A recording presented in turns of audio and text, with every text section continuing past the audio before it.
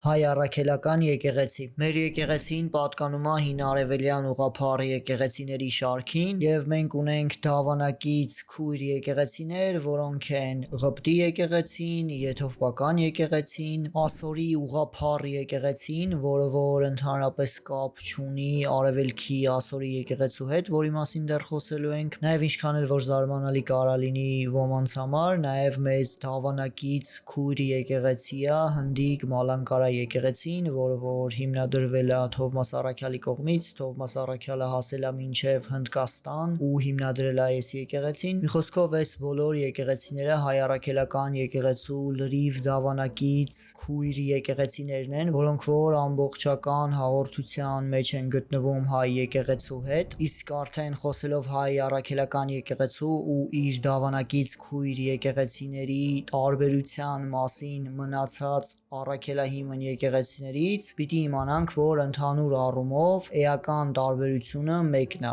Ուղղափառ եւ կաթոլիկ եկեղեցիները հանդիսանում են քաղկեդոնական եկեղեցի, իսկ հայ առաքելական եկեղեցին ու իր քույր եկեղեցիները հանդիսանում են ոչ քաղկեդոնական եկեղեցի, այսինքն չեն ընդունում 451 թվականի Քաղկեդոնի տիեզերաժողովի կայացրած որոշումները։ Պատմությունը նենց է դասավորվում, որ 451 թվականին Քաղկեդոնում տեղի է ունենում ժողով, ու այդ ժողովը վճռում է, որ Քրիստոս մեկ անձ է, բայց ունի երկու էություն, իսկ հայ առաքելական եկեղեցին էլ ու մնացած ոչ քաղկեդոնական եկեղեցիներն էլ բնականաբար չեն ընդունում այս որոշումը ու ասում են, չէ, Քրիստոս ունի մեկ աստվածամարտկային էություն, ոնց որ սովորեցնում էին եկեղեցու հայրերը, ոնց որ սահմանել էր Գյուրեղ Ալեքսանդրիասին, հայ առաքելական եկեղեցին եւ իր քույր եկեղեցիները ընդունում են 3 տիեզերաժողովների կայացրած որոշումները՝ Նիկեայի 325 թվականի, Կոնստանդնոպոլսի 381 թվականի եւ Եփեսոսի 431 թվականի տիեզերաժողովների կայացրած որոշումները։ Արևելյան ուղղափառ եկեղեցի։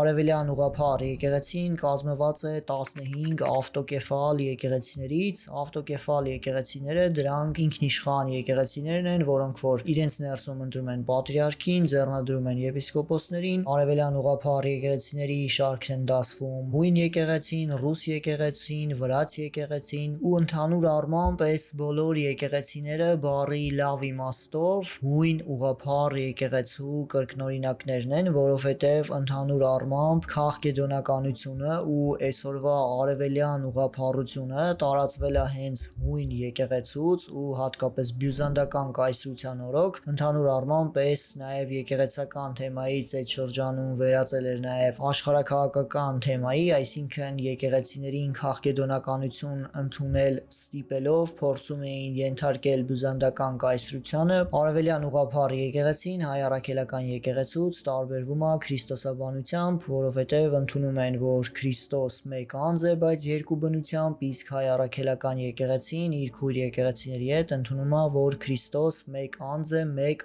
աստվածամարտկային բնությամբ։ Հռոմի կաթոլիկ եկեղեցի աշխարհի ամենամեծ եկեղեցին, որը որ էլի առաքելահիմն եկեղեցի է, ընդհանուր առմամբ ամենաշատն է տարբերվում առաքելահիմն եկեղեցիների մեջ իր դավանաբանությամբ 11-րդ դարում, իսկ ավելի կոնկրետ 1054 թվականին, երբ որ տեղի է ունենում մեծ բաժանումը Հռոմի կաթոլիկ եւ արևելյան ուղղափառ եկեղեցիների միջև, Հռոմի կաթոլիկ եկեղեցին առաջաբերած լինում մի շարք դոգմաներ, որոնք որ ըստ իրենց պիտի ընդունվեին արևելյան ուղղափառ եկեղեցիների կողմից, որոնք որ բնականաբար չեն ընդունվում, մերժվում են ու դրանցից մեկը ու ամենաառաջիններից մեկը պապականությունն է, համաձայն որի Հռոմի պապը եկեղեցու գլուխն էր եւ ուներ բարձրագույն հեղինակությունը եկեղեցու շրջանում ու բոլորը պիտի ենթարկվեին Հռոմի պապին, այսինքն սա փաստացի կոչ էր մնացած բոլոր արևելյան ուղղափառ եկեղեցիներին իրենց պատրիարքներով հանդերձ, որպիսի հնազանդվեին պապականությանը, ինչը որ բնականաբար մերժվում է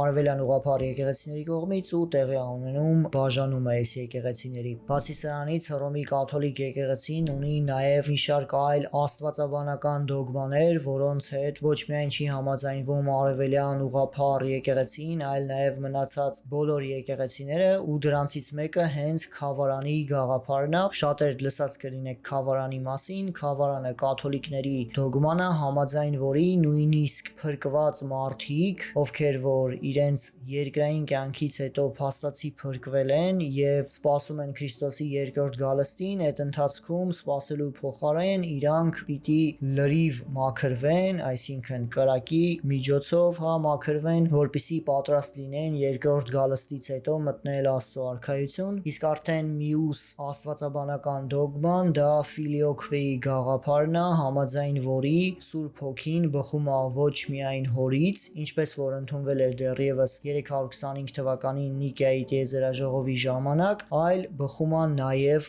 Որդուց, հենց այդ բառը ֆիլիոքվե նշանակում է նաև Որդուց։ Սա բնականաբար չեն ընդունում առաքելահիմն բոլոր եկեղեցիները, համարում են, որ ոնց որ Քրիստոս ասում է Հովհաննեսի ավետարանի 15-րդ գլխում, Սուրբ Հոգին բխում է Հայր Աստծուց։ Արևելքի ասորի եկեղեցի։ Այս եկեղեցու մասին գրեթե ոչ ոք չի խոսում։ Այս եկեղեցին եւս առաքելահիմն եկեղեցի է, որը որ կա առաջին իսկ դարերից, ու պատճառը թե ինչի այս եկեղեցու մասին այդքան շատ չեն խոսում կամ էլ խոսելուց էլ վատ ստվերի տակ են խոսում, այն է, որ շատ հաճախ արդարացված թե ոչ արդարացի այս եկեղեցուն կոչում են նեստորական եկեղեցի։ Ամբողջ պատմությունը սկսվում է նրանից, որ 431 թվականին Եփեսոսում կայացած երրորդ տիեզերաժողովի որոշումները արևելքի ասորի եկեղեցին չի ընդունում։ Եփեսոսի երրորդ տիեզերաժողովի ժամանակ եկեղեցին նզովում է Նեստորին, ով որ առաջ էր բերել իր հերետիկոսություն ուսմունքը, համաձայն որի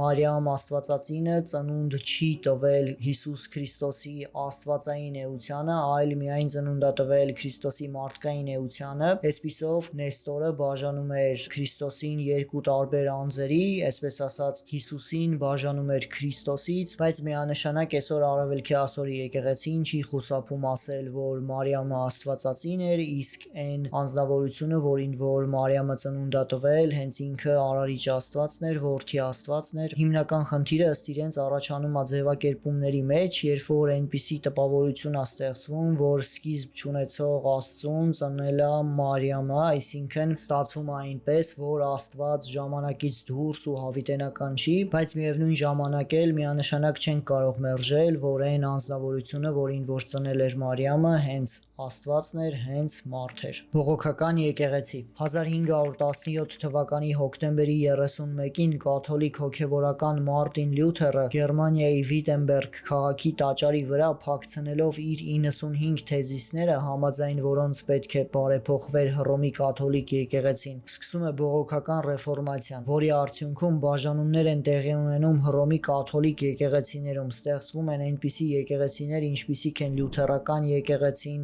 կալվինիստական եկեղեցին։ Ժամանակի ընթացքում բողոքականները սկսում են մերժել ուղղափառ հավատքի մեջ կարևոր դրույթները, ասում են, որ մկրտությունը պարտադիր չէ փրկության համար, քրիստոնյան փրկվում է միայն հավատքով եւ բարի գործերը փրկության համար կարևոր չեն, մանուկներին մկրտել չի կարելի, պետք է անձը հասունանա եւ արդեն հասուն տարիքում գիտակցաբար ընդունի մկրտությունը։ Հաղորդությունը Տիրոջ ճշմարիտ մարմինն ու արյունը չէ բառի բուն իմաստով, այլ զուտ սիմվոլիզմ է։ Բողոքականները առաջ են բերում իրենց 5 սոլաները, որոնցից ամենաառաջինը հենց սոլա սկրիպտուրան է, այսինքն միայն Աստվածաշունչ։ Ու սա միանշանակ մերժում էր թե եկեղեցու հայրաբանությունը, թե եկեղեցու սրբազան ավանդությունը։ Բայց չնայած այս ամեն ինչին, առաջին բողոքականները ընդհանրապես չէին համատում այս հիմնական սկզբունքներին, այսինքն ընդունում էին մանուկների մկրտությունը, իմիջայլոց այսօր էլ կան շատ բողոքականներ, օրինակ լյութերականները, պրեսբիթարյանները ընդունում են մանուկների մկրտությունը, առաջին բողոքականները ընդունում էին հաղորդությունը որպես Տիրոջ ճշմարիտ մարմին եւ արյուն, ու վերջի վերջո բոլոր այն բողոքականները, ովքեր որ հավատում են երրորդությանը, հավատում են Քրիստոսով փրկությանը ու չեն ատում մնացած առաքելահիմն եկեղեցիներին, այդ բոլոր բողոքականները հանդիսանում են քրիստոնյաներ։